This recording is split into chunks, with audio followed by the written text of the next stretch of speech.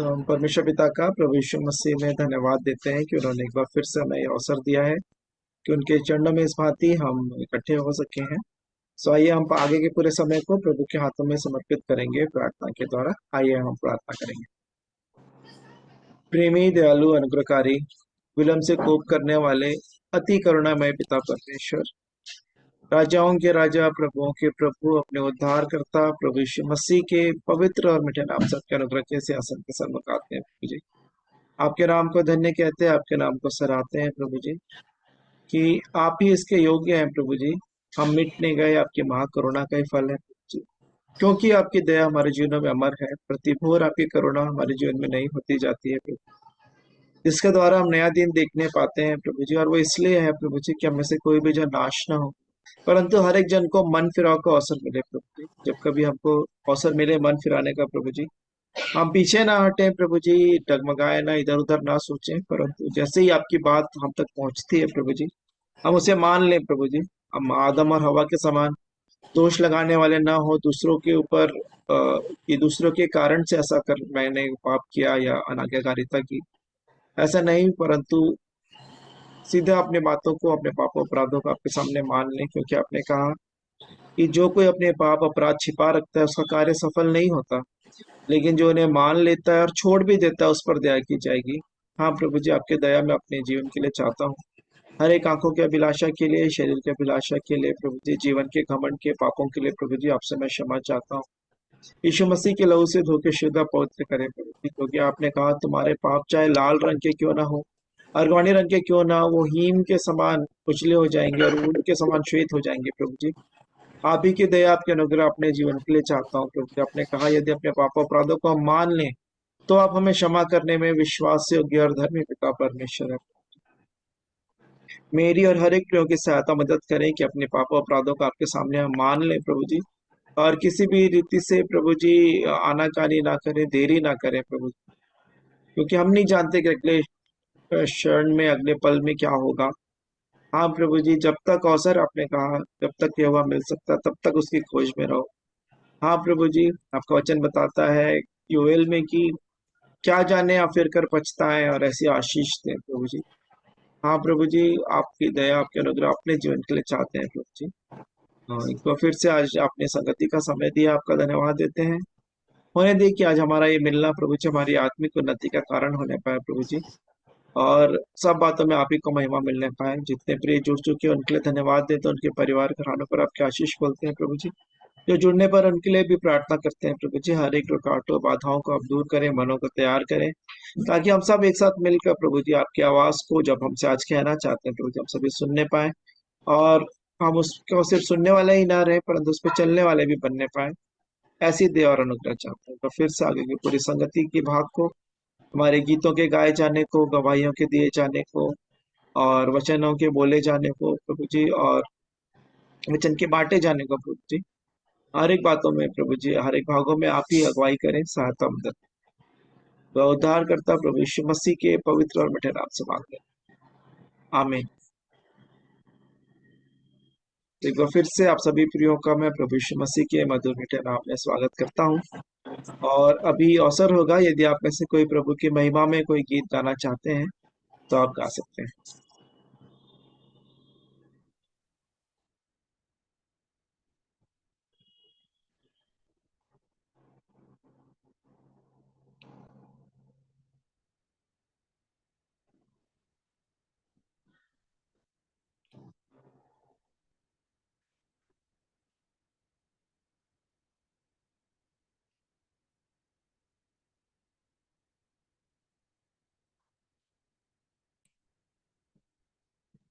आप सभी को जय मसीह के सालों। मैं प्रभु की महिमा में गाने गाती हूँ।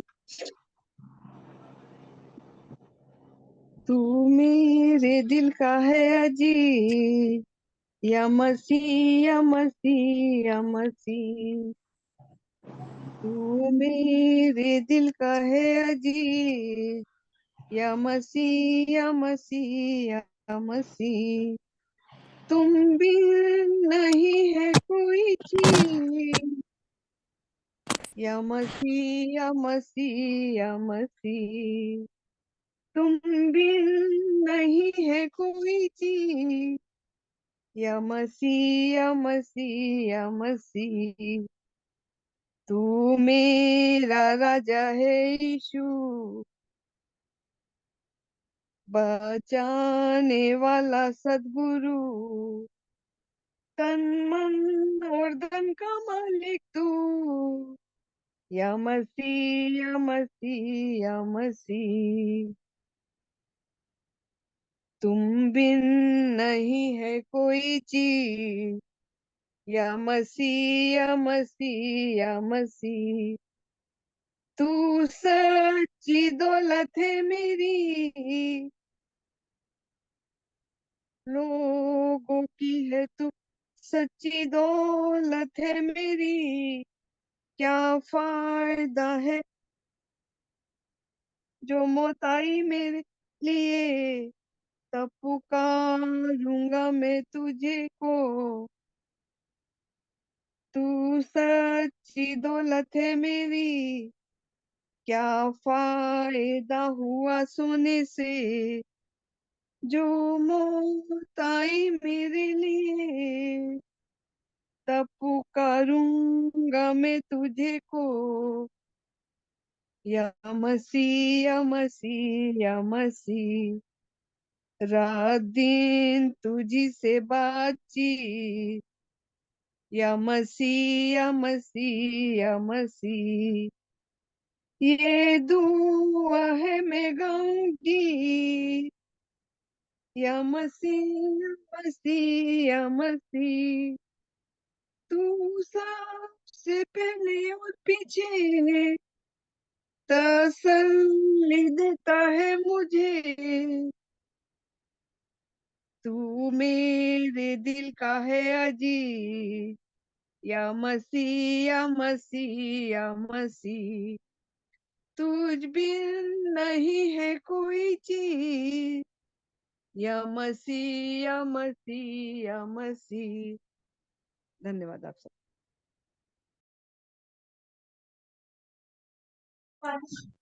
Shalom aunty ji, thank you इसके लिए। आप में से कोई और प्रभु की महिमा में कोई गीत गाना चाहते हैं तो भी अवसर है।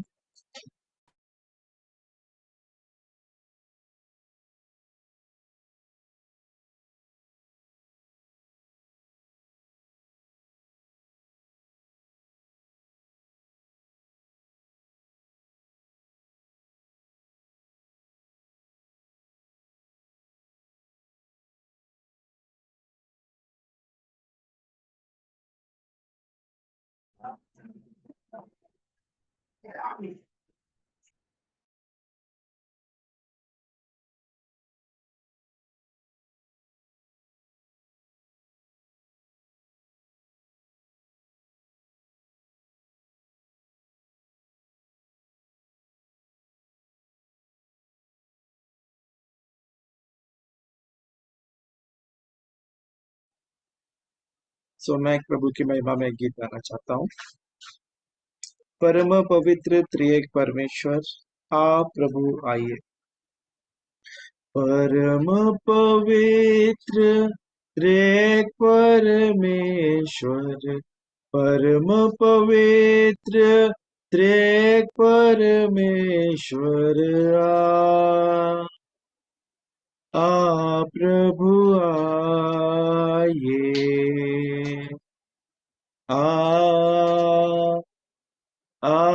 प्रभु आइए।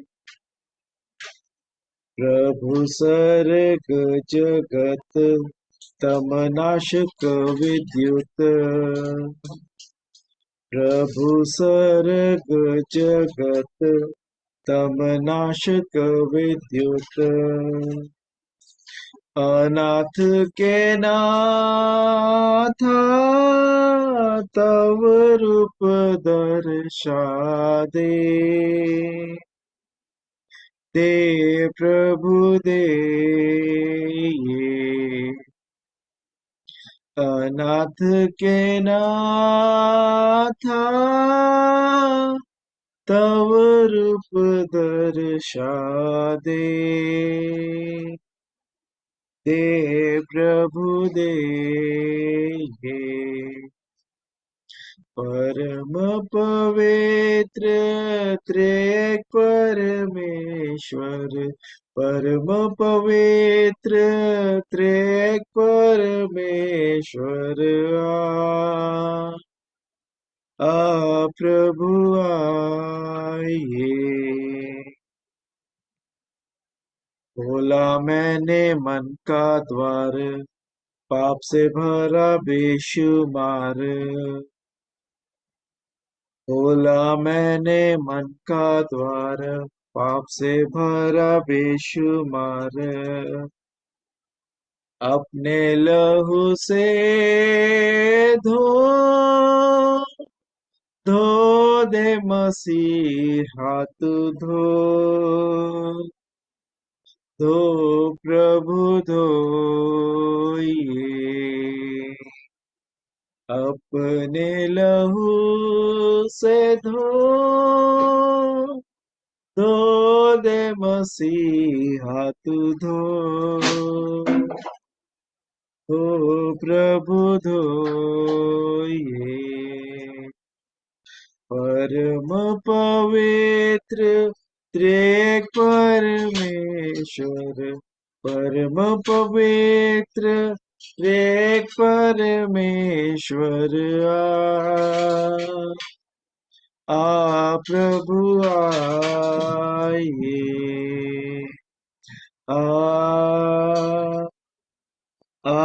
प्रभु आइए। सत्य मन न भावत, दुष्ट वासना धावत। सत्य मन न भावत, दुष्ट वासना धावत। नूतन जन्मदाता, अपना मन मुझे दे दे। दे प्रभु दे ये नूतन जन्मदाता, अपना मन मुझे दे दे। दे प्रभु दे ये परम पवित्र त्रिएक परमेश्वर, परम पवित्र त्रिएक परमेश्वर प्रभु आइए। पवित्र आत्मा तू तर कर शुद्ध यह मंदिर। पवित्र आत्मा तू तर कर शुद्ध यह मंदिर। ज्योति चमका दे, मेरी प्रार्थना तू सुन। सुन प्रभु सुनिए। ज्योति चमका दे, मेरी प्रार्थना तू सुन।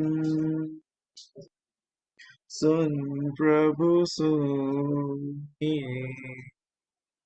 परम पवित्र त्रिएक परमेश्वर, परम पवित्र त्रिएक परमेश्वर प्रभु आइए।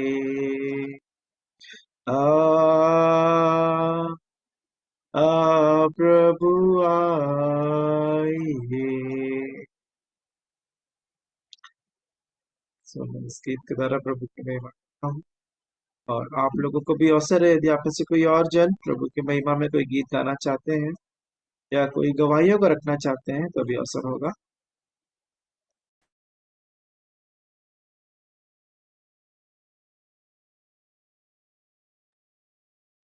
आप सभी को जय मसीह की। मैं भी एक प्रभु की स्तुति में गीत डालूंगी। हर दिन नई आशा का संदेश सुनाता है।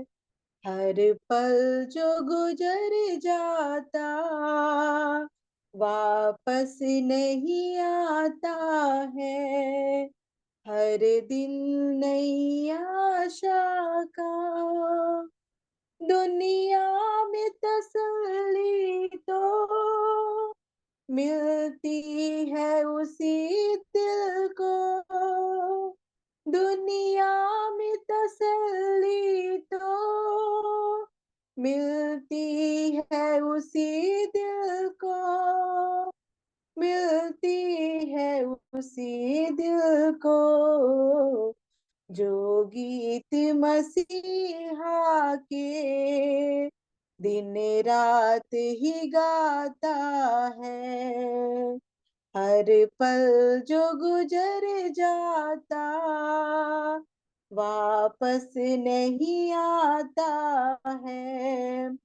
रहता है जो संगत में हर रोज मसीहा के। रहता है जो संगत में हर रोज मसीहा के। हर रोज मसीहा के। संसार को ही अपना वो स्वर्ग बनाता है।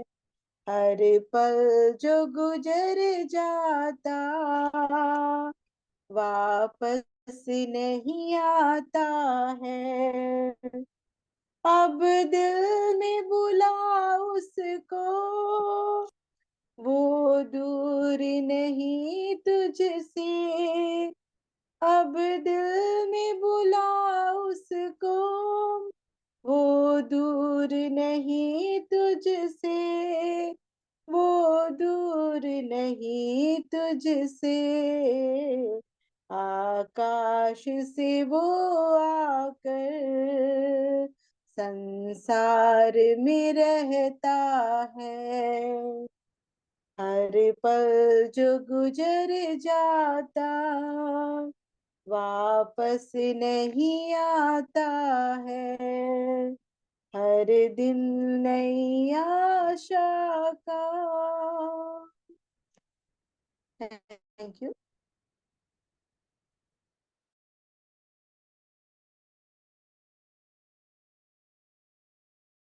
धन्यवाद के लिए। अभी अवसर है गवाहियों का, या कोई प्रतिक्रिया आप नहीं दे पाए थे, या जो बातें आपने सीखी इन दिनों के वचनों से, सो आज हम इन्हीं बातों पे फिर से मनन करेंगे। क्योंकि इब्रानियों में एक वचन लिखा है कि जो बातें हमने सुनी है उन पे और भी ज्यादा मन लगाएं, ताकि हम उन बातों से बहक ना जाए, ऐसा लिखा हुआ।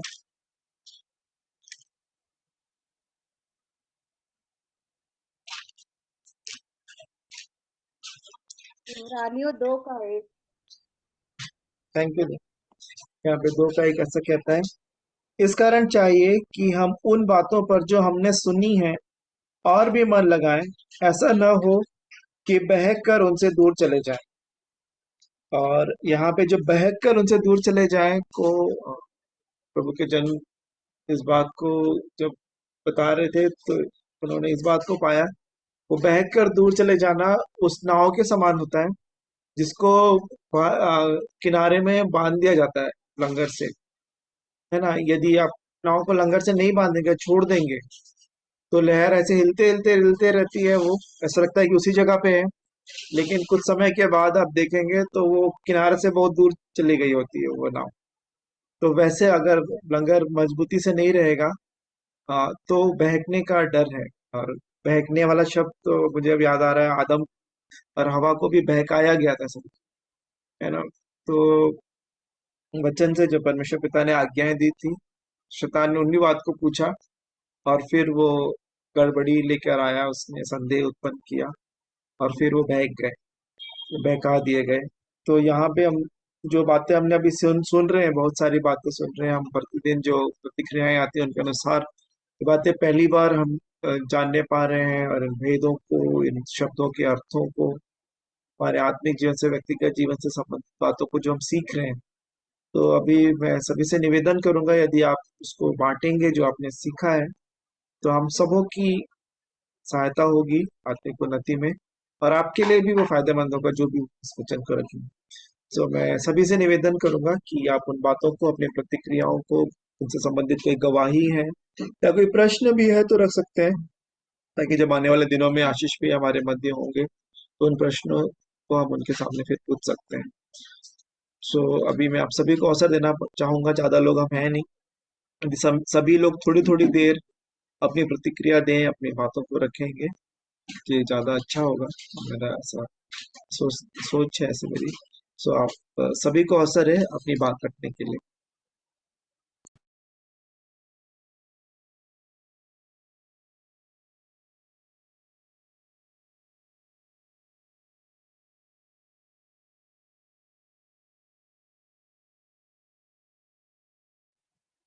कल हम किस विषय में देख रहे थे?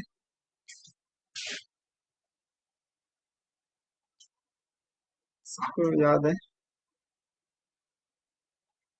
याजक महायाजक का मतलब क्या है? याजक और महायाजक के बारे में। थैंक यू दीदी। सो क्या क्या बातें हमने सीखा, और अपने जीवन के लिए, या जो बात आपको पहले पता नहीं थी हमको भी पता चली है, तो वैसे हम आपस में शेयर करेंगे, तो मेरा विश्वास है कि हम सभी आशीषित होंगे।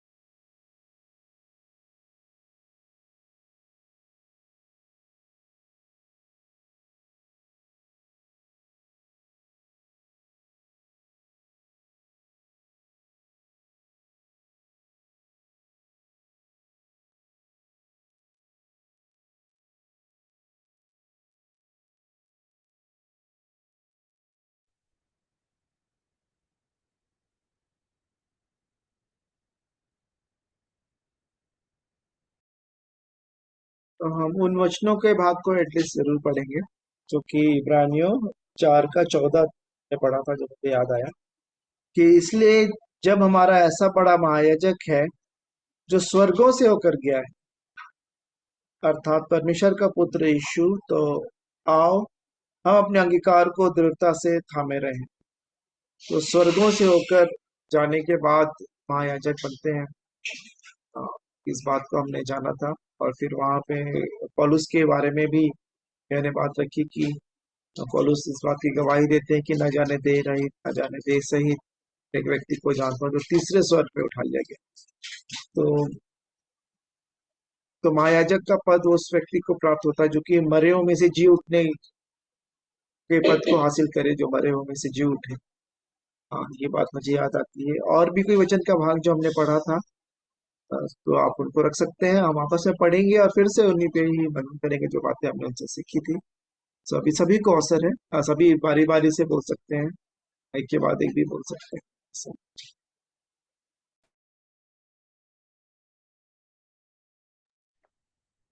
आप सबको जय मसीह एक की। प्रश्न जो आया था, इब्रानी आप नौ आंगन। जी जी आंटी जी। इब्रानी 9 का 6 भैया ने जो बताया, ये वस्तु ऐसी रीति से तैयार हो चुकी, उस पहले तंबू में याजक हर समय प्रवेश करके सेवा के कार्य संपन्न करते थे। हमने ये सीखा, याजक हर समय प्रवेश करते थे, जैसे आज के समय के पास्टर लोग हैं।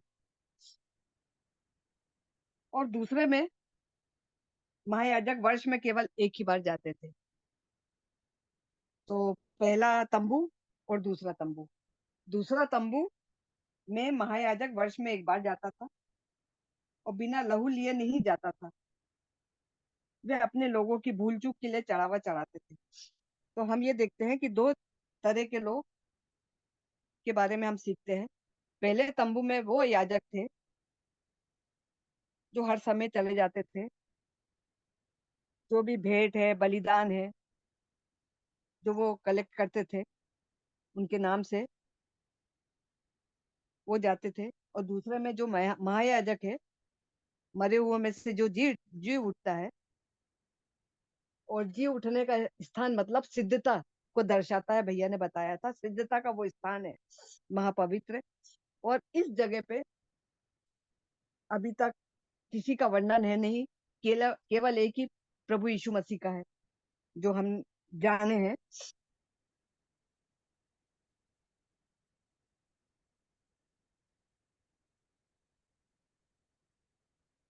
और ये तंबू वर्तमान समय के लिए हमारे लिए एक दृष्टांत है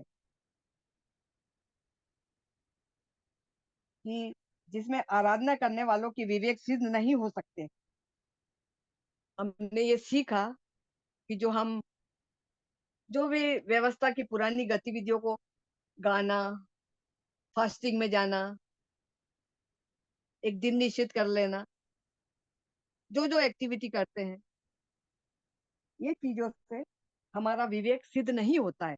और हमने ये देखा है, मैंने अपनी स्थिति को देखा कि मेरा वो पहला तंबू गिरा हुआ नहीं है, और मेरी जो स्थिति है वो ऐसी है जो मेरे विवेक को सिद्ध नहीं कर सकती, क्योंकि हमने तंबू को गिराया नहीं। और भैया ने ये हमको सिखाया था कि ये पहला तंबू को गिराने के लिए ही मरने के बाद यीशु मसीह ने ये काम को किया है। और जब गिरा तो दिया, मगर अभी तक, आज की तारीख तक लोगों ने वो तंबू को फिर से बना दिया है।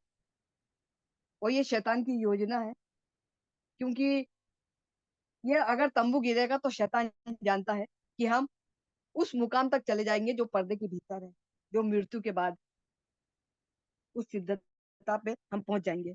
तो ये शैतान तो चाह ही नहीं रहा है कि ये पहला तंबू गिरे। प्रभु, ये पहला तंबू गिराने के लिए प्रभु जी आप हमारी सहायता करिए प्रभु जी, कि किस प्रकार से हमको ये पहला तंबू को गिराना है।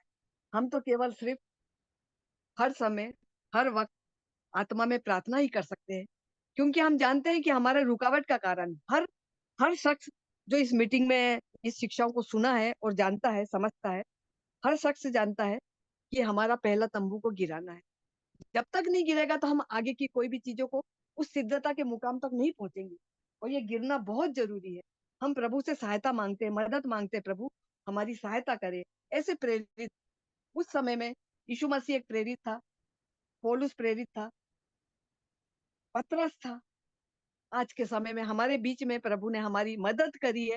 हम खुदावन को हृदय की गहराई से धन्यवाद देते हैं कि हमारे बीच में पंकज भाई के माध्यम से, पंकज भाई और आशीष भैया जैसे ऐसे प्रेरित हमारे बीच में है, जो हमें वक्त वक्त पर जब हमको कुछ कठिनाइयों का से हम गुजरते हैं तो हमारी मार्गदर्शन करते हैं, वचनों के माध्यम से हमारी सहायता करते हैं। ऐसे प्रेरित हम हमारे बीच में हैं।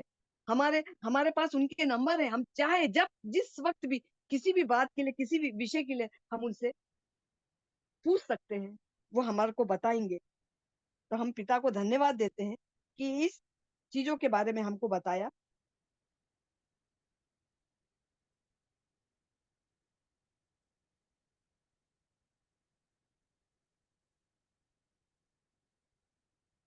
गिनती 12 1 के में भैया ने बताया,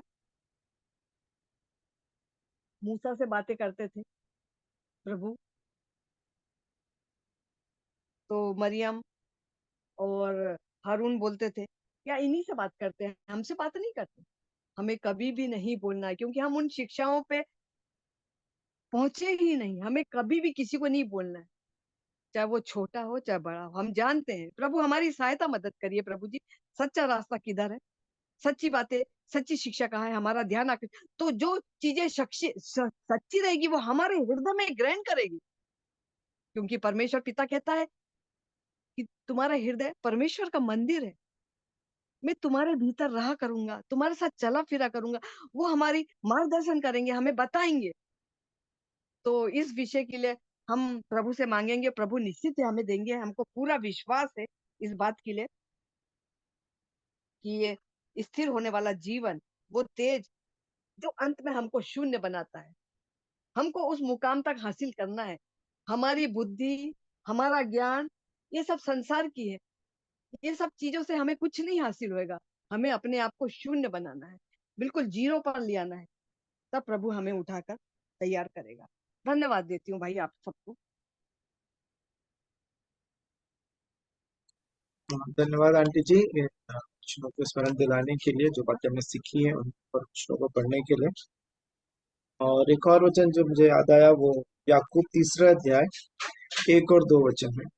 यहाँ कैसे लिखा है, हे मेरे भाइयों, तुम में से बहुत उपदेशक ना बने, क्योंकि जानते हो कि हम उपदेशक और भी दोषी ठहरेंगे, इसलिए कि हम सब बहुत बार चूक जाते हैं। जो कोई वचन में नहीं चूकता वही तो सिद्ध मनुष्य है और सारी देह पर भी लगाम लगा सकता है। तो यहाँ पे ये जो बात है कि जो नहीं चूकता है ना, और जो बात मैंने अपने जीवन के लिए सीखी के साथ कि जो वचन में नहीं चूकता वही तो सिद्ध मनुष्य और सारी देह पर भी लगाम लगा सकता है। कि हमारी समस्या रोमियो 7:14 के अनुसार जो मेरी समस्या वो यही है कि जो मैं चाहता हूँ वो नहीं कर सकता, मतलब लगाम नहीं है, कंट्रोल नहीं है। शरीर पे तो लग दी, जीभ पे कंट्रोल के द्वारा मैं अपनी सारी देह पर भी लगाम लगा सकता हूँ। और इस बात को हमने देखा था कि कैसे घोड़ों के लिए और बड़े बड़े जहाज भी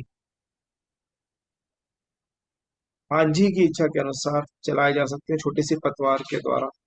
तो वैसे ही यदि अपनी जीभ को, जो अंगीकार का जो शब्द है, हम सभी पढ़ा था प्राणियों में, उसको थामे रखेंगे प्रभु के सामने अपनी बात को, जो वो कहना चाहते हैं हमारे शब्द जीभ के द्वारा वही शब्द निकले, तो फिर वो मांझी जो है वो बहुत जल्दी उन्होंने उस यात्रा को पार करा दिया। तुरंत वो पहुंच गए किनारे पर।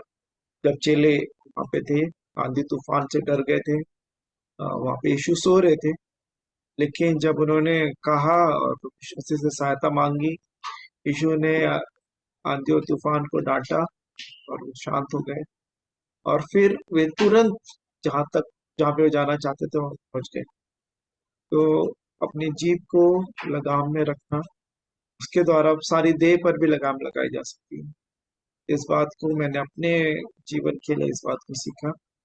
और एक प्रश्न यही आता था कि मैं सोचता हूँ कि सिर्फ मुंह से जो बाहर शब्द आते हैं वो नहीं, अंदर भी जो बातें बोलते रहते हैं अपने आप को ही, मैं अपने आप को बहुत कुछ शाबाशी देता रहता हूँ, दूसरे के लिए बुरा बोलते रहता हूँ, बाहर मेरे शब्द नहीं निकलते किसी के लिए, तो वो भी शायद उसी गिनती में आते हैं। क्योंकि मैं नीति वचन का वो वचन ढूंढ रहा था जहाँ पे लिखा है कि जैसा व्यक्ति अपने मन में विचार करता है वैसा ही वो व्यक्ति है।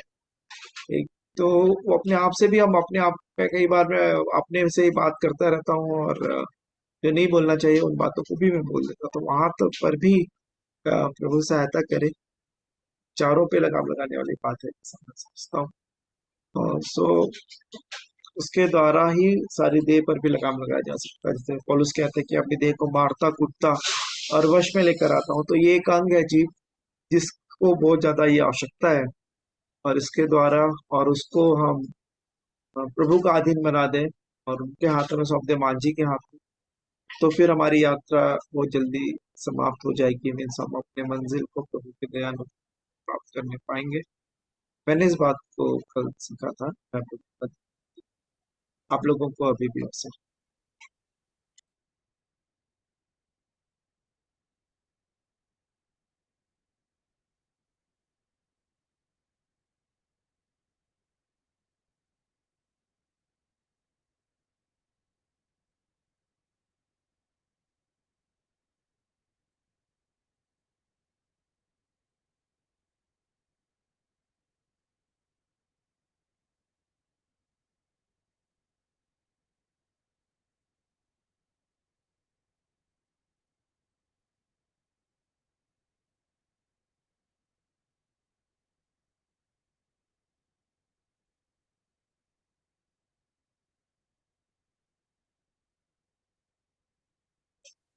यदि आप कोई नहीं बोलेंगे तो फिर आपको मीटिंग समाप्त करना होगा।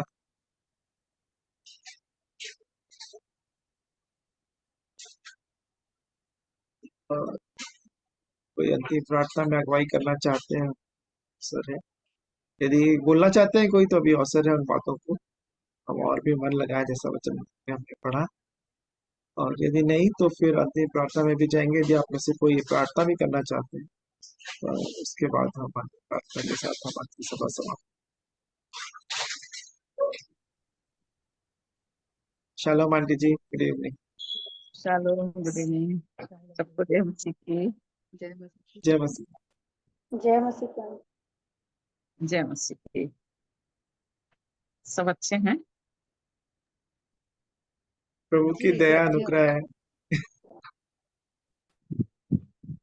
यही तो प्रभु चाहता है, इसके अनुग्रह में हम बने रहें।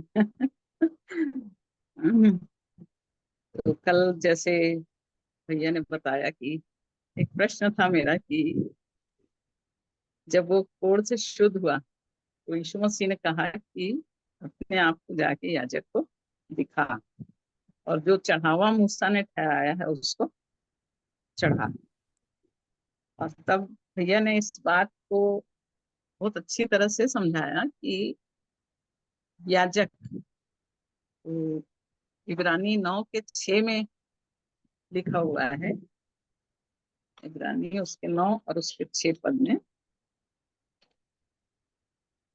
ये वस्तुएं इस रीति से तैयार हो चुकी हैं, उस पहले तंबू में याजक समय से प्रवेश करके सेवा का कार्य संपन्न करते हैं। तो याजक को दिखाने के लिए बोला। याजक कहाँ सेवा कर रहा है? पहले तंबू। तो सेवा का कार्य जो पहला तंबू है उसमें याजक कर रहे हैं। और उसी के 4 के 14 पद में, जैसे अमन भाई पढ़ रहे थे, इसलिए जब हमारा ऐसा बड़ा महायाजक है जो स्वर्गों से होकर गया है, अर्थात परमेश्वर का पुत्र यीशु, तो आओ हम अपने अंगीकार को दृढ़ता से थामे रखें। तो वो पहले तंबू की सेवा जो कर रहा है वो याजक है, परंतु उस परम पवित्र स्थान में जो दूसरा तंबू है उसमें याजक नहीं जाएगा, परंतु वहां पर महायाजक जाएगा। याजक जो है वो सिर्फ पहले तंबू की सेवा कर रहा है, और महायाजक जो है वो उस परम पवित्र स्थान में साल में एक बार जाता है, अपने और अपने कलीसिया के लोगों के लिए लहू को लेकर जाता। तो महायाजक और याजक, और ये महायाजक जो है एक अथॉरिटी है। और महायाजक, जैसे पौलुस कह रहा है कि तीसरे स्वर्ग तक उठा लिया गया, तो तीसरा स्वर्ग जो है उस दर्शन में महायाजक ही उस तीसरे स्वर्ग तक पहुंचेगा। और इब्रानी 5:7 से 10 में जैसे भैया पढ़ाए थे कि यीशु ने अपनी देह के रहने के दिनों में ऊंचे शब्द से पुकार पुकार कर और आंसू बहा बहा कर उससे जो उसको मृत्यु से बचा सकता था प्रार्थनाएं और विनती की, और भक्ति के कारण उसकी सुनी गई। पुत्र होने पर भी उसने दुख उठा उठाकर आज्ञा माननी सीखी, और सिद्ध बनकर अपने सब आज्ञा मानने वालों के लिए सदा काल के उद्धार का कारण हो गया। और उसे परमेश्वर की ओर से मलकीसदक की रीति पर महायाजक का पद मिला। तो यीशु मसीह भी सीधे सीधे महायाजक नहीं बना, पर महायाजक बनने के लिए उसको देह के रहने के दिनों में, यहाँ जब यीशु मसीह देह में थे तो ऊंचे शब्द से पुकार पुकार कर और आंसू बहा बहा कर जो मृत्यु से बचा सकता था, क्योंकि मृत्यु पर शक्ति किसको मिली थी? पहले शैतान को शक्ति मिली थी। इस मृत्यु पर शक्ति को जयवंत होने के लिए यीशु मसीह जब देह में थे तो पुकार पुकार के आंसू बहा बहा के जो मृत्यु से बचा सकता था प्रार्थना और विनती के लिए, और उस मृत्यु पर जयवंत होने के लिए जब ये अपने जीवन की उन सारी स्थितियों को प्रभु यीशु मसीह ने संसार में रहते हुए पिता के सामने रखा, तो लिखा है भक्ति के कारण उसकी सुनी गई। पुत्र होने पर भी उसने दुख उठा उठाकर आज्ञा माननी सीखी। परमेश्वर की ओर से था, पुत्र था, परंतु उसके बावजूद भी दुख उठा उठा के आज्ञाओं को माना प्रभु यीशु मसीह। और जब वो आज्ञा दुख उठा उठा के आज्ञा मानता चला गया, तब लिखा है कि अपने सब आज्ञा मानने वालों के लिए सदा काल के उद्धार का कारण बन गया। वो यीशु मसीह है जिसने आज्ञा माना, इस पृथ्वी पर रह के दुख उठा उठा के आज्ञा मान के इस काम को उसने जब पूरा किया, तो वो सबके लिए आदर्श बन गया दुख उठाने के द्वारा, और तब वो हम सबके लिए उद्धार का कारण भी बन गया।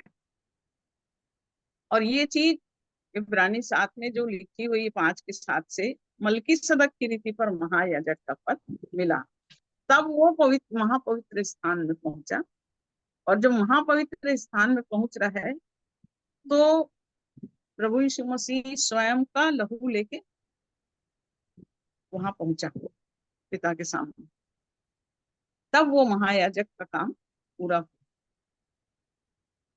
लेकिन याजक जो है वो पहले तंबू में, मतलब प्रेरित जो है वो पहले तंबू की सेवा करता, और जब अपना लहू लेकर के गया, तब वहां पर उसने मृत्यु पर जय पा लिया। तो महायाजक का अर्थ भैया ने बताया था कि महायाजक मतलब जो मृत्यु पर जय पाया हुआ है, वो ही महायाजक कहलाएगा, तभी वो परम पवित्र स्थान में जाएगा। और यदि हमको, जैसे मूसा के लिए लिखा हुआ है कि मेरा मूसा इस पृथ्वी पर सबसे नम्र है और मैं उससे आमने सामने बात करता हूँ, परंतु मरियम और हारून के विषय में कल हम लोग देख रहे थे कि मरियम हारून हारून उसको उसके विरुद्ध बात कर रहे थे। क्या तू ही तुझको आज्ञा मिली है, क्या तू उससे बात कर सकती है, क्या परमेश्वर हमसे भी बात नहीं करता? ये सारी बातें जब वो हो रहे थे, तब परमेश्वर उनको तंबू में बाहर बुलाता है, और इस बात को जब वो बताता है कि मेरा मूसा जिस समय आमने सामने बात करता, और लिखा है कि मूसा को परमेश्वर अपनी महिमा के लिए चुनकर अलग किया था, परंतु जब हारून और मरियम उसके विरुद्ध बात करने लगे, तो मरियम को कोड़ हो गया। तो ये चीज हमको अपने जीवन में जानना है कि किसको परमेश्वर ने चुन के अलग किया है, और परमेश्वर की इच्छा में जो चल रहा है उसके विरुद्ध हम ना जाएं। क्योंकि जब हारून मरियम को देखा, तो हारून की ऐसी परिस्थिति हो गई थी कि तब फिर वो मूसा से कहा कि तू हमारे लिए परमेश्वर से विनती कर। और तब मूसा वापस विनती करता है, तब 1 हफ्ते के बाद परमेश्वर उसको कहता है कि क्या यदि उसका पिता उसके मुंह पर थूका ही होता तो क्या वो 7 दिन अशुद्ध नहीं रहते? तो 7 दिन मरियम को बाहर रहना पड़ता है। और फिर मूसा के प्रार्थना करने के कारण से वापस मरियम जो रहती है वो चंगाई को प्राप्त करती है। और यहोवा का स्वरूप कौन निहारने पाता था? मूसा यहोवा का स्वरूप निहारने पाता था। फिर भी लिखा है कि वो पहला पहला वाला तेज जो था, वो घटने वाला तेज मनुष्य को धीरे धीरे मूसा के सिर से, उसके चेहरे से तेज क्या होता था, घटते चले जाता था। तो पहला तेज जो है वो घटने वाला तेज था, जो मनुष्य को धीरे धीरे धीरे धीरे खाली और शून्य बनाना चाहता है। स्थिर वाला तेज बढ़ते जाएगा, और बढ़ने वाला तेज हमको परमेश्वर से मुलाकात कराएगा। और विश्वासी का जीवन जो है वो मूसा के बहन मरियम जैसे उसके विषय में कह रही थी, विश्वासी का जीवन सेवा के अधीन रहने वाला जीवन होना है। जो प्रेरित पहले तंबू की सेवा कर रहे हैं, उसमें हमको अधीन रहने वाला जीवन होना है। और उसी को भाई अमन पढ़ रहे थे याकूब 3:2 से, कि जीव के विषय में, जीव जब तक कंट्रोल में नहीं होगा तो बॉडी कंट्रोल में नहीं हो सकता। और इसके विषय में भैया ने बहुत अच्छा बताया कि घोड़ों के मुंह में कैसे लगाम लगाते हैं। यदि लगाम नहीं होगा तो घोड़ा कंट्रोल में नहीं आएगा। हार्स पावर के विषय में बताया कि सब चीजों में जो हार्स पावर मतलब घोड़ों का पावर जो है वो बहुत ज्यादा है, पर घोड़े के मुंह में लगाम लगाते हैं तभी उसको अपन कंट्रोल में कर सकते हैं। ऐसे ही जब घोड़े को लगाम लगा के कंट्रोल करते हैं तो वैसे ही हमारे देह को यदि कंट्रोल करना है तो हमारी जीभ को कंट्रोल करना पड़ेगा। और भैया बता रहे थे कि जैसे पतवार, जो नाव है उसमें पतवार से उसको कंट्रोल किया जाता है, तो वो नाव वो जहाज जो है वो हमारा शरीर है और पतवार जो है वो हमारी जीभ है। तो पूरे शरीर को यदि कंट्रोल करना है तो जीभ को, और जीभ को मनुष्य में से कोई कंट्रोल नहीं कर सकता। जीभ को कंट्रोल करने के लिए पतवार को माझी चलाएगा, माझी चलाता है पतवार, नाव अपने आप से पतवार नहीं चलाती। तो जब तक मेरे जीवन रूपी नाव में माझी यीशु मसीह नहीं होगा तब तक मेरी जीभ का कंट्रोल नहीं हो पाएगा। इसलिए माझी होना जरूरी है। और माझी जो है यीशु मसीह, उसको हमको अपने पतवार को देना है, मतलब जीव को प्रभु के हाथ में सरेंडर करना है। हम उसको नहीं कर सकते, आई कांट डू इट, ये बात भैया बोले थे। और ये बात सच में हमको भी अपने जीवन में बहुत ध्यान इस बात का होना है कि जब तक जीव जीव को मनुष्यों में से अपने कोई वश में नहीं कर सकता। और जिसने जीव को वश में कर लिया वो क्या है, सिद्धता में चला जाएगा। अंगीकार यदि सही नहीं होगा तो हम दोष लगाएंगे, और दोष लगाएंगे तो हम कभी भी पहले तंबू से दूसरे तंबू के लायक नहीं बन पाएंगे। तो अंगीकार हमारे जीवन में होना जरूरी है, और इस पतवार को माझी के हाथ में देना है। और जब माझी के हाथ में देना है तो उस नाव से जो जहाज समुद्र में चल रहा था, वो यीशु मसीह जो था वो था उस जहाज में, परंतु जिन चेलों के साथ वो था, वो लिखा है कि नाव में वो सो गया। और चेले उस समय जब आंधी तूफान आ गया तो चेले यीशु मसीह कह रहे हैं कि इतना आंधी तूफान आ रहा है प्रभु और आप सो रहे हैं, हमारी कुछ भी चिंता नहीं है आप।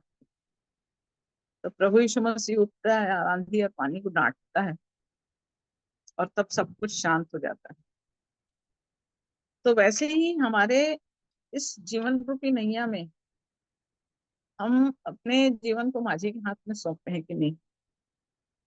और यदि माझी सो रहा है, हमारे जीवन में रह के भी यीशु मसीह का काम हम करने नहीं दे रहे हैं, वो सोया हुआ है, तो आंधी तूफान हमारे जीवन में आएगा। और वो चेले जब आंधी तूफान, जब यीशु मसीह आंधी तूफान को डांटता और वो थम जाते हैं तो आश्चर्यचकित होकर कह रहे थे कि ये कौन है, आंधी तूफान भी जिसकी आज्ञा मानते हैं। तो आज्ञा मानने वाले आंधी तूफान भी यीशु मसीह की आज्ञा मानते हैं, पर हम आज क्या आज्ञाकारी हैं?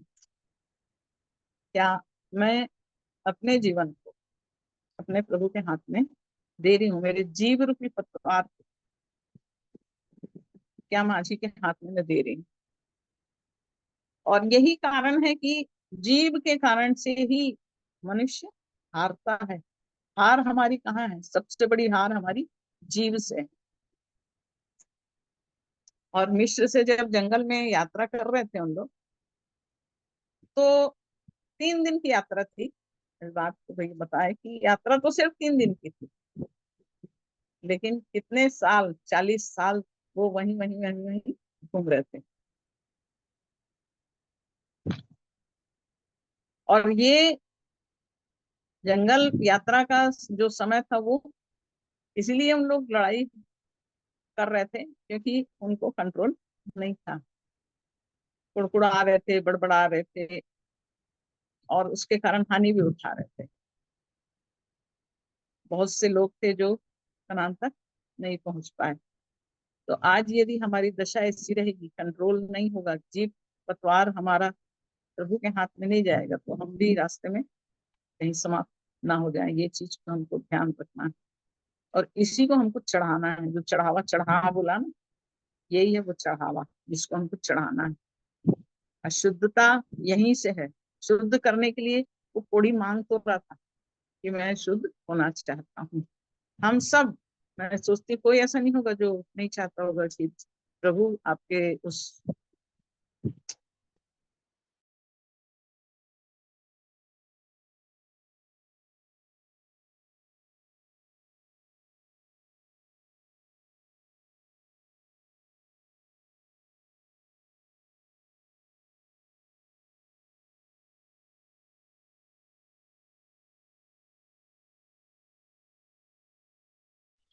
आवाज नहीं आ रहा है आंटी। मुझे लगा शायद मेरा नेटवर्क कुछ दिक्कत तो नहीं है। जी आंटी जी, आपकी आवाज नहीं आ रही है। माइक तो ऑन दिख रहा है।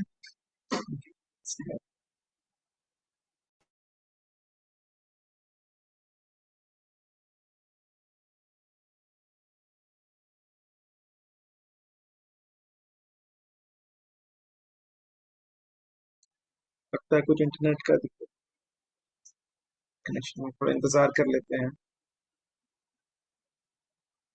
से जुड़े।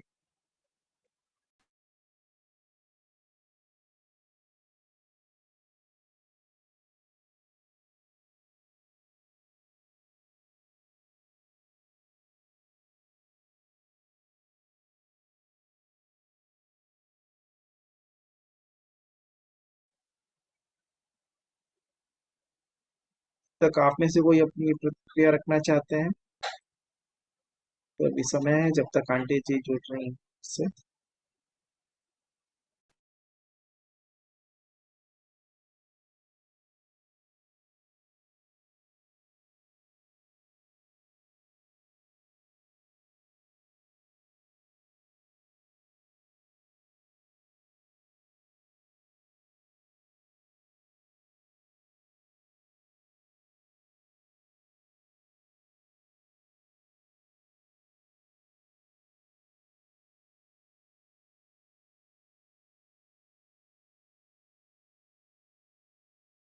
सही है। बेला दीदी तो दिख नहीं रही। जी जी आंटी, मुझे जो अंदेशा है वो शायद उनका कॉल आ गया होगा, अच्छा। जो मुझे डाउट है, मुझे नहीं पता। हम्म। तब तक यदि आप में से कोई और अपनी प्रतिक्रिया रखना चाहते हैं, कोई गवाही है, कोई प्रश्न है इन वचनों से संबंधित, तो आप रख सकते हैं।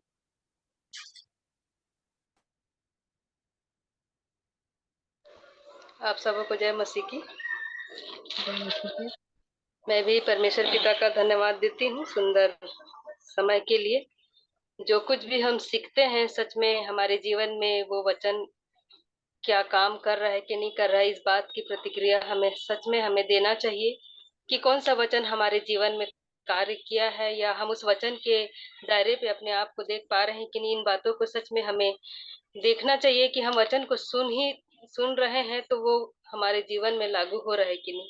तो इन दिनों में बहुत सारे वचनों को मैं भी सुनी हूँ और बहुत वचन जो है मेरे जीवन में कार्य किया है। और कल के वचन में भी जो है बहुत नई नई बातों को मैं सीख पाई हूँ। बहुत सारी बातें अभी आप लोगों ने सबने क्लियर किया है, भाई अमन के द्वारा भी सुनी हूँ, इंदिरा आंटी, बेला आंटी, जो है सभी बातों को आपने जो है बताया है। और जो है बहुत सारे वचन जो है इब्रानी की पत्रियों से लिया गया है, कल के जो वचन हम सीखे हैं। और एक आध जो वचन है वो याकूब 3:1 से जो सिद्धता के बारे में बताया गया है, इन बातों को मैं सीख पाई हूँ। और जो है जब हम सच में, जब ये जो शरीर जो जहाज है वो हमारा देह है और पतवार जो है हमारा जीव है, इस बात को अभी आंटी जो है बता रही थी। तो हमको ये जो पतवार है इसको हमको प्रभु यीशु मसीह के हाथ में जब तक नहीं देंगे, वो कैसे इस मतलब इस जहाज को वो चलाएंगे। तो हमको जो है अपने जीप को जो है क्योंकि इस दुनिया में कोई भी नहीं है जो इस जीप को कंट्रोल कर सकता है। प्रभु यीशु मसीह ही है जो इस पतवार को क्या कर सकते हैं, इस जहाज में वो चला सकते हैं, वही कंट्रोल कर सकते हैं। तो इस सच में इन बातों को सीखे हैं। और जब हम जो है यहाँ पर जो है 4 मतलब ये बातें जो बता रहे थे वो, कि 4 लोगों से हमको पार करके जो है हमको जाना है वहां पर। तो एक तो सेना बताए, और हाकिम और अधिकारी और प्रधान जो है, इन सब से हमको जूझ कर जाना है, ऐसा करके बताए थे। और अधिकारी के बारे में वो जो है मृत्यु पर जो राज्य किया था ये बताए थे उसका मतलब।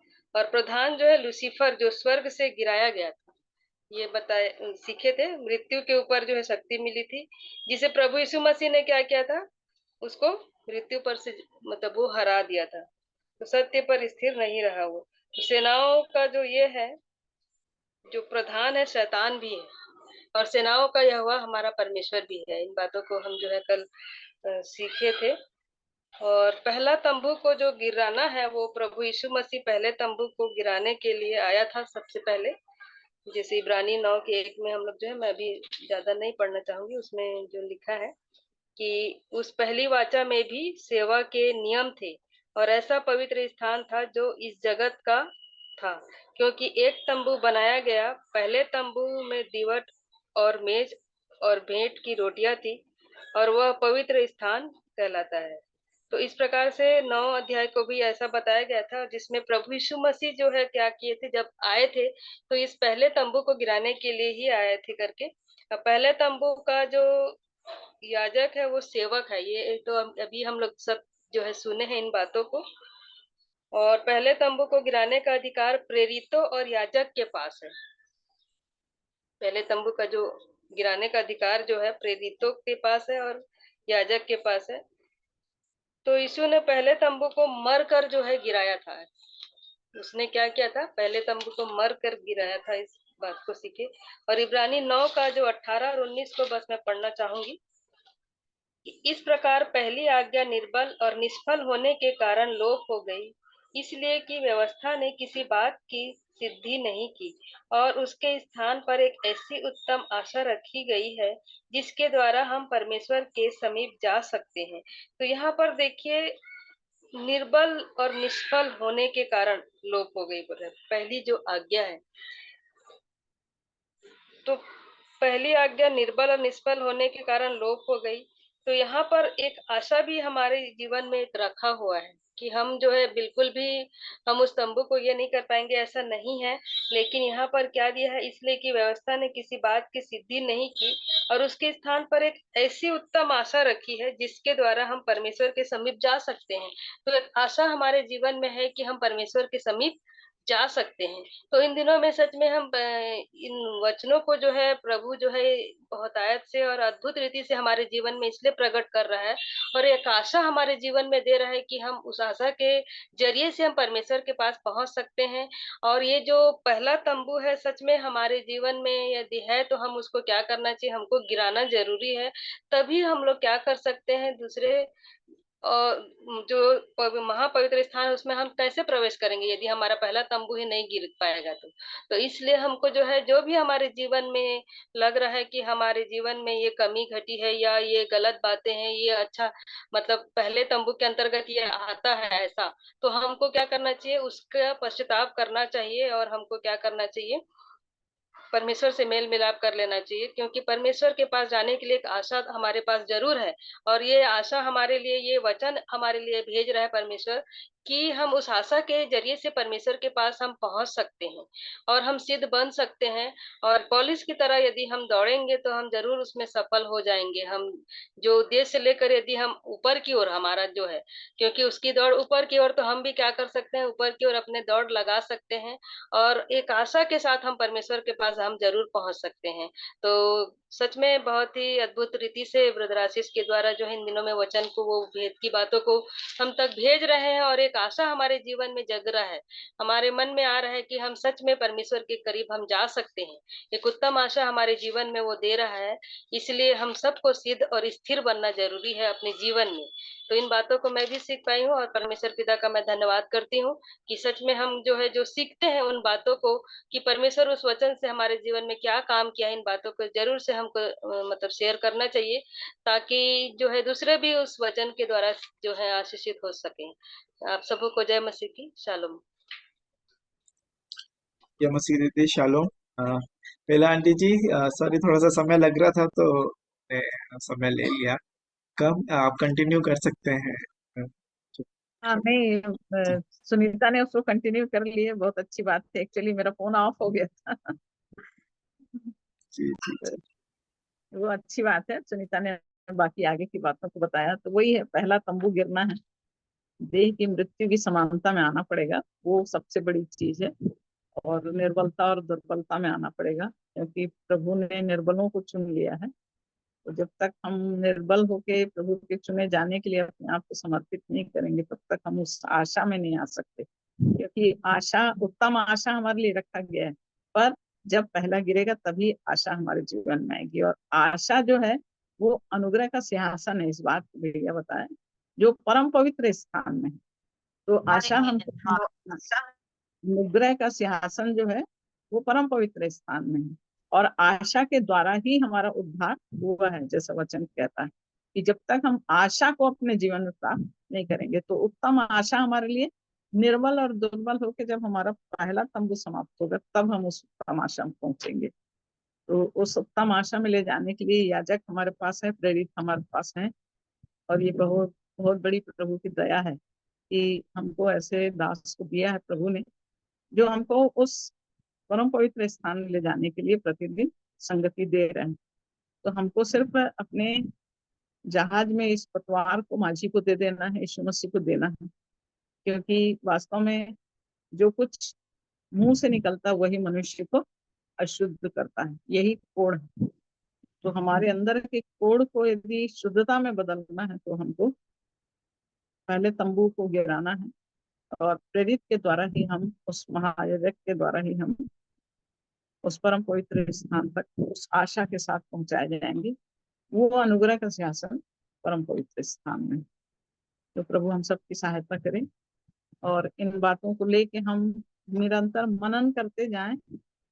और बहुत सी चीजें जो हम अभी भी उस स्थिति में नहीं पहुंचे हैं, तो हमको अपने आप को जांचते हुए अपने जीवन को प्रभु की इच्छा में समर्पित करते चले जाना है। निर्बलता और दुर्बलता में अपने आप को खाली करते चले जाना है। हमको घमंड से निकलना है, अहंकार से निकलना है, मैं कुछ हूँ वाली चीजों से निकलना है। मैं कुछ नहीं हूँ, जो कुछ है वो मेरा प्रभु है। वो अधीनता हमारे अंदर आना है। और जो कुछ प्रभु कहे, जैसे पिता की इच्छा में प्रभु यीशु मसीह ने, यूहन्ना 17 को भैया बता रहे थे कि कैसे वो कह रहा, जिन्हें तूने मुझे दिया उनमें से मैंने एक को भी नहीं खोया। तो प्रभु ने यदि दिया है भैया को, हम लोग को दिया है, तो परमेश्वर की इच्छा में हम खोए नहीं, हम वहां तक पहुंच सके। उनकी प्रेरिताई की छाप में होकर हम उस अनुग्रह के सिंहासन तक पहुंच सके। तो इस समय बहुमूल्य है मेरे प्रियो, इसलिए जीवन को जांचने की जरूरत है, आवश्यकता है।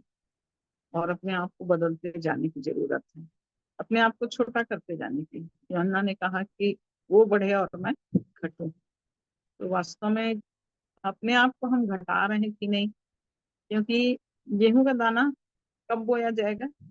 जब वो मरेगा, तब वो बीज बोया जाएगा। तो हमको बीज बनने की जरूरत है। और जब तक बीज नहीं बनेंगे, तब तक बोने के काबिल नहीं हो पाएंगे। यीशु मसीह बना, वो बीज यीशु मसीह बना, मर के जी उठा। तो हमको भी अपने जीवन में मृत्यु को लेना है, तब प्रभु हमारे जीवन को स्वीकार करेगा। मृत्यु पर जयवंत होना। तो प्रभु हम सबकी सहायता करे कि इन बातों को हम जो सुन रहे हैं, ये मिलेंगी नहीं मेरे प्रियो।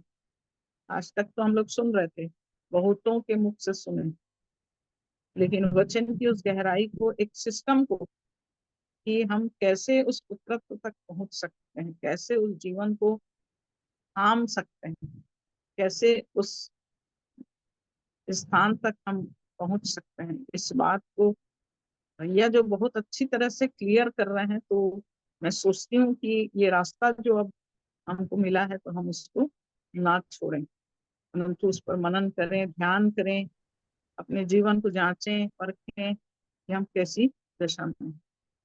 लिखा है, यदि विश्वास में नहीं तो तुम निकम्मे निकले। विश्वास बिना उसको प्रसन्न करना अनहोना है, और विश्वास करने वाले को उसके पास आना चाहिए। तो हम विश्वास के साथ उसके पास आए, तभी उस अनुग्रह को हम प्राप्त करेंगे। तो प्रभु हम सबकी सहायता करें। आगे अमन भाई आपके हाथ में सौंपते हैं। सबको जय मसीह। जय मसीह की। थैंक यू आंटी जी। सो ये अंतिम प्रार्थना का समय होगा। यदि आप किसी कोई और प्रेयर रखना चाहते हैं तो अभी भी अवसर है, अंतिम प्रार्थना करेंगे। और मैं निवेदन करूंगा तिग्गा अंकल से, यदि वो हमारी प्रार्थना में अगुवाई कर सकते हैं।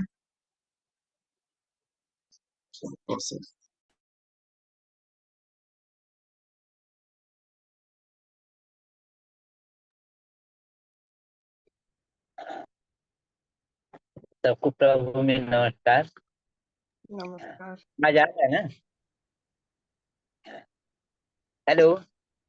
जी, जी आवाज आ रही है अंकल जी, भैया? आवाज आ रही है जी। ठीक है, प्रार्थना में जाते हैं। प्रेमी, अत्यंत दयालु, अनुग्रहकारी प्रभु के प्रभु, राजाओं के राजा पिता परमेश्वर, इब्राहिम, इसहाक, याकूब के परमेश्वर, जीवतों के परमेश्वर, चुने हुए परमेश्वर, आपके पास इकलौते प्रेमी पुत्र, पवित्र, सब नामों में श्रेष्ठ उत्तम नाम है, वो यीशु है। उसी यीशु मसीह के सामर्थ्य मधुर मीठे नाम से पिता, आपके सिंहासन के निकट, आपके पवन चरणों के तले आते हैं। सारी जलाल आदर महिमा आपको ही मिले। आपका धन्यवाद धन्यवाद धन्यवाद करता हूँ प्रभु जी। प्रभु आपका धन्यवाद धन्यवाद करता हूँ कि आपने प्रभु जी इतनी घोर अंधकार से, प्रभु जी इतनी बड़ी अंधकार हम लोगों के जीवन में छाया हुआ था, प्रभु जी पाप भरा जीवन था, प्रभु जी ऐसे जीवन से आपने निकाल करके प्रभु जी आपने आपके सम्मुख ले आया। प्रभु जी आपसे बातें करने के लिए इस अवसर समय को भी देते हैं, ताकि हम लोगों के जीवन में फिर से अंधकार ना पड़े, पर आपका ज्योति ही बढ़ती रहे। धन्यवाद करता हूँ पिता परमेश्वर। प्रभु जी आपका धन्यवाद धन्यवाद करता हूँ कि अभी जो हर लोगों से जो भी बातें किया आपने प्रभु जी, आपका धन्यवाद करता हूँ कि हर एक एक सुनने वालों के जीवन में भी फलवंत होने पाए, और प्रभु जी हर एक एक लोग प्रभु जी आपके पीछे ही चल सके। धन्यवाद करता हूँ प्रभु जी, हर एक एक चीजों में अगुवाई करने वाले पवित्र परमेश्वर आप ही हैं। धन्यवाद करता हूँ प्रभु जी, किसी कारणवश जो लोग नहीं भी जुड़े हैं प्रभु जी, उन्हें भी आपने प्रभु जी आपकी उस पवित्रता में ही रखे। प्रभु जी किसी भी रीति से उन्हें भी दोषी ना ठहराएं, बल्कि प्रभु जी आपने और भी बुला करके प्रभु जी आपकी उस पवित्र संगति में इकट्ठा करें। धन्यवाद करता हूँ प्रभु यीशु मसीह। प्रभु जी हमारे जो अगुए भाई बहन है, पंकज है, प्रभु जी आशीष भैया है, प्रभु जी हर एक एक को मैं आपके हाथों में देता हूँ प्रभु जी। जहाँ कहीं भी आपके वचन को दे करके जाते हैं प्रभु जी, हरेक समय हरेक पल उनके साथ में रहे, ताकि और भी सुनने वाले जो हैं प्रभु जी, हरेक के जीवन में प्रभु जी आपका दिया जलते हुए पाया जाए। ऐसा मैं आपसे दया चाहता हूँ प्रभु। धन्यवाद करता हूँ पिता परमेश्वर, आपके इस प्रेम के लिए, दया के लिए धन्यवाद धन्यवाद धन्यवाद करता हूँ। हमारे इस पवित्र झुंड में प्रभु जी जितने लोग एकत्र हैं प्रभु जी, उन्हें भी, और जो नहीं हो सके हैं प्रभु जी, उन्हें भी, हर एक एक को प्रभु जी आपके उस पवित्र छेदे हुए सामर्थ्य हाथों में समर्पित करता हूँ।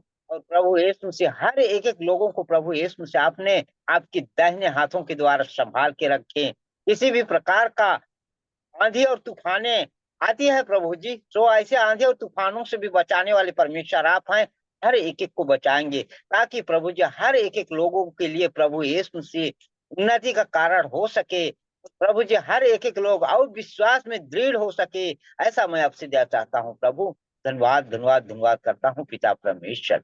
प्रभु जी आप दया की धनी है, दया की खामी है, दया करने वाले पवित्र परमेश्वर हैं। हर एक एक के ऊपर में आप दया को प्रकट करें, ताकि प्रभु जी हम लोग और भी आपके निकट में आ सके। धन्यवाद करता हूँ पिता परमेश्वर। प्रभु जी आप कितने महान अयोग्य परमेश्वर हैं। आपका जीवित वचन कहता है, जो कोई मेरे पीछे हो लेगा अंधकार में ना पड़ेगा, पर जीवन की उस ज्योति को पाएगा। सो प्रभु जी सचमुच में प्रभु जी आपके पीछे जब जाते हैं हम लोग, तो आपका ज्योति प्रभु जी हम लोगों के अंदर में पड़ता है, जो कि प्रभु जी हम लोगों को उस अंधकार से बचाता है। प्रभु आपका मैं धन्यवाद धन्यवाद धन्यवाद धन्यवाद करता हूँ प्रभु जी।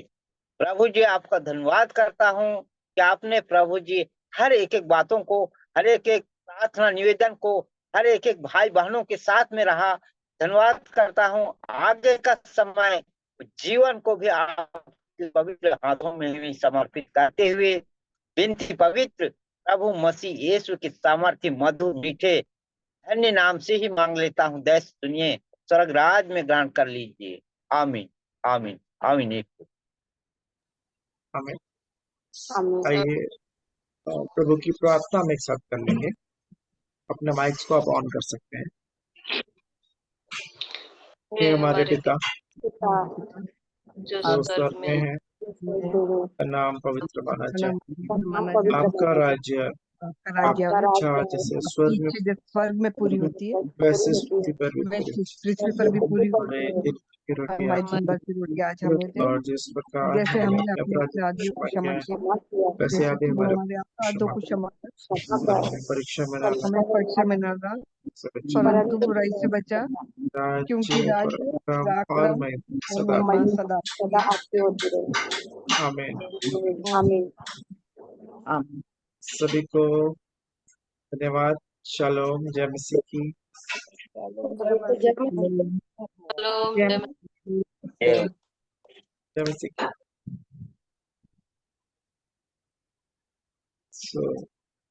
तो मीटिंग एंड करेंगे। Good night. Good night. Good night. Shalom. Good night.